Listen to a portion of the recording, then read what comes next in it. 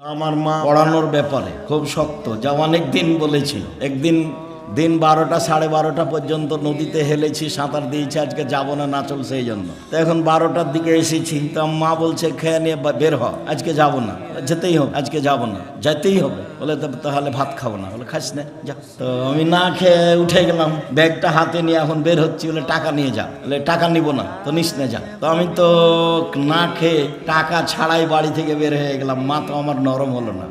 ও তো ঠিক কথাই 5 বছরের জন্য পাঠিয়েছিল, 5 বছর আগে দেশে আসবি না। তো 5 বছর 3 বছর পার হয়ে আমি চলে এসেছি। এখন বাড়িতে ঢুকতেই আঁচল দিয়ে আমার মা মুখটা মুছে একটু বলে না যে কেমন আছিস, কেমন ছিলি, বলছে যে আরো যে 2 বছর বাকি আছে আলিখানে।